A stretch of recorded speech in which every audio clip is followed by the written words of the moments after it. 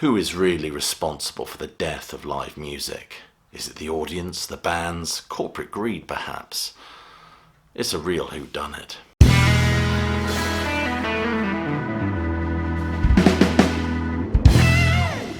Welcome classic rock fans to a short video where we discuss the demise of live music.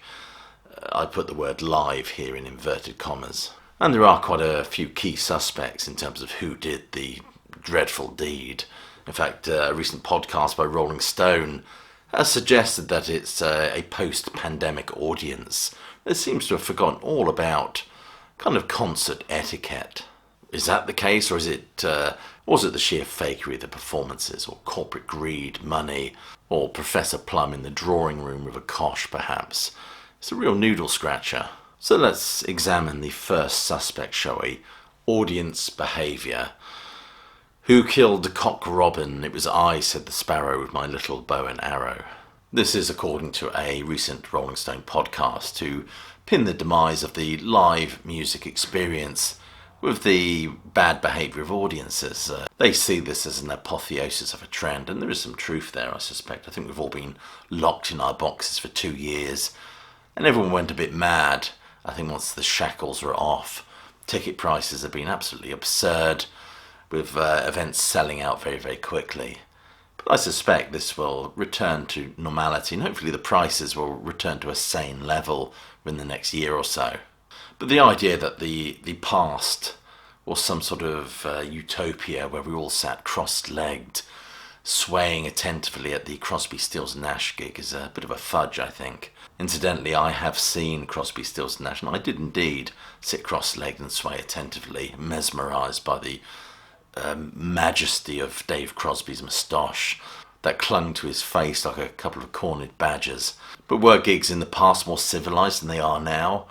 Of course, we can point to those wonderful exemplars where everything was this coming together and imbibing of the music and this idyllic state of things like the Altmont Festival, for example. Rolling Stone also talk about people speaking loudly at gigs and drunks. But wasn't this always the case?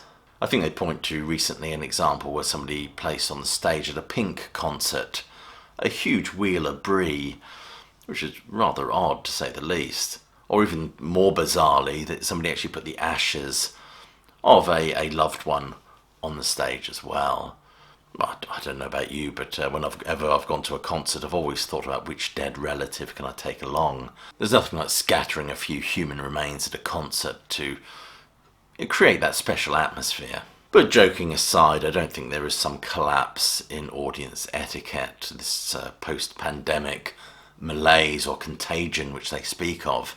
Audiences have always been strange creatures. Ozzy Osbourne cites a case where somebody turned up at one of his gigs with a cow's head. Audience members have always climbed onto the stage and attacked the performers. Weird and bizarre shit has always gone on, so I don't really buy this argument that it's somehow the live music, the demise of live music is due to audience behaviour. Let's look at suspect number 2, which is corporate greed. Meet and greets, photo opportunities. A rock and roll show these days is a bit like going to the Panto, isn't it? You get a nice photo opportunity at the end. Fine dining, it's just so rock and roll. You can imagine turning up at a Ramones gig back in the day, hoping for a photo opportunity in the bottle of their finest plonk. Rock and roll concerts these days are just an expensive day out for all the family, with terraces and dedicated bars and God knows what else, even fairground rides. I mean, you go and see the Stones back in the day, there was always that sense of danger. These days it's like a family picnic. I think this certainly has a hand in driving the nail into the coffin, which is the live music event. Suspect 3 is a big one for me, and that is bands miming or playing to backing tracks, being a bit of a cheaty pants. I just can't see how this is justified, really, and call it a live music show. Blackie Lawless has said that, do you want the song to sound like it does on the record, or do you want 4 guys just playing it the best they can? It's a matter of taste. No, I don't think it's a matter of taste, to be honest with you. It preserves the integrity of live music. Yes, I want 4 guys on that stage, playing it live, however they can make it happen. I mean, Sergeant Pepper was produced as a kind of a work of art or pop art in a way to demonstrate the possibilities of popular music. The beginning, in many respects, that burgeoning album culture, it was never meant to be performed live. A good example would be Pink Floyd's Atom Heart Mother, where they did the whole thing with the orchestra, but when they played it live, it was just interpreting that music with just the four musicians on the stage, producing some of the best Floyd bootlegs that are out there. Yes, I want to see the band playing the music live. I don't mind about sound effects, clocks ticking or cash registers or birds, but the music has to be played live without any stuff added to it, which isn't really there. To answer Blackie Lawless's point, do I want it to sound like the record?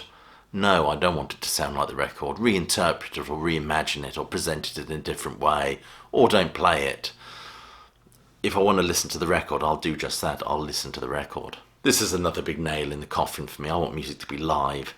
And that whole backing tracks argument that Blackie Lawless put forward is a bit of a fudge anyway, because there's a lot of artists using miming and backing tracks to cover up for the fact they just simply cannot perform anymore.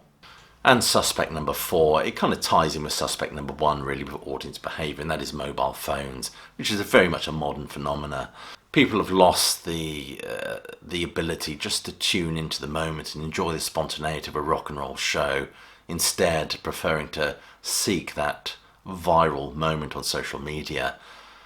He says, making his YouTube video, people are often filming shitty footage that sounds terrible in the hope of some online clout chasing, and you're waiting for that special opening moment, only for a sea of iPhones to shoot up into the air.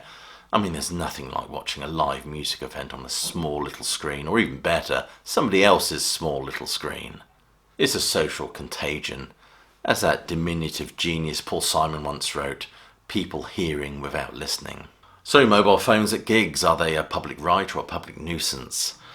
People looking for that TikTok kudos, the in the moment magic of a live music event, ultimately polluted by the cult of me. For me, it ceases to be a live music event when you're more concerned with recording it. As the great poet Walt Whitman once wrote, happiness not in another place but this place, not for another hour but this hour. Be happy in this moment, for this moment is life. And there have been quite a few artists that have spoken out about the use of mobile phones at gigs. Bob Dylan for one, Beyonce, Cyndi Lauper, Kate Bush, Marillion have all asked people not to film. Art Garfunkel is another one.